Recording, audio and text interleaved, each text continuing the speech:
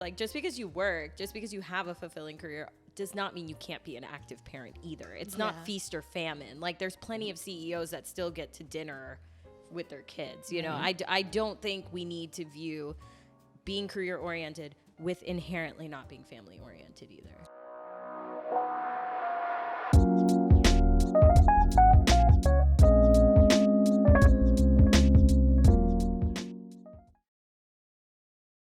When you think about, to me, the assumptions that you said, May, like I told you, like I'm anti-assumption to the nth degree, because to me, like that's because you're not willing to talk about it. That's why you're making that assumption. What I would say, like let's say it was not you, but somebody similar to you, and they were like, yeah, you know, I'm really career oriented, I'm really career focused right now, and you asked them like, hey, when do you want kids? Like, I don't know, you know, I'm just trying to focus on my next promotion. I wouldn't begrudge the man for saying like, I don't want to try to go further with this person if I know that I want kids, because she's not mentally where I want to be at. Right. That does not mean that she doesn't want to be a mom. That doesn't mean she couldn't be a mom.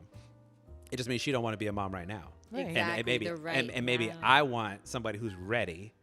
So again, timing matters. So I would never make the assumption, because that's not fair, because you're robbing that person of the opportunity to speak for themselves. Absolutely. But I would just make the point, if somebody did say that though to me, I don't think it would be strange to be like, okay, well, I'm gonna take a step back. I appreciate you for your time. Yeah. We don't want the same things at the same moment, Right. and I would let that breathe. So I think that's no harm, no foul.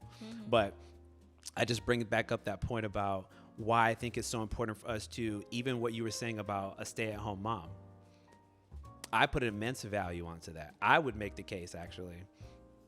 To me, I think sometimes we only put enough emphasis on the financial aspect of like the money that's actually coming into the home. I would make the case, like, let's say I had a wife and she was staying at home to raise children. She is financially contributing to the home, because number one, she's keeping us from having to hire a daycare or a nanny, because she's being the primary provider there. Also, she helps maintain the stability for people who want a stay-at-home wife. She's maintaining the stability of the home, which allows me the freedom to go out here and earn the way that I'm trying to. So there's absolutely an equality of that type of relationship, but I think the way we talk about it isn't fair.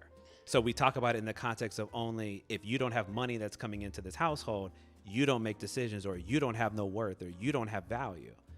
I would push back against that and say, no, I desire that. But it's simply because I understand she does have that value. She does not have to go out here and be a CEO boss in order to be a great partner for that relationship. That's nothing against those that do want to go do that.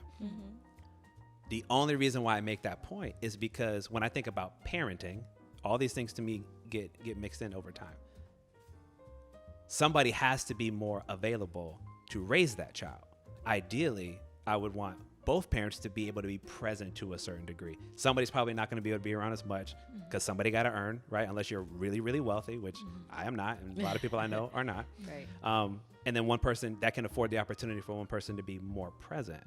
But I make that point because I think there's like a misnomer when people try to qualify that value and what you bring to the table.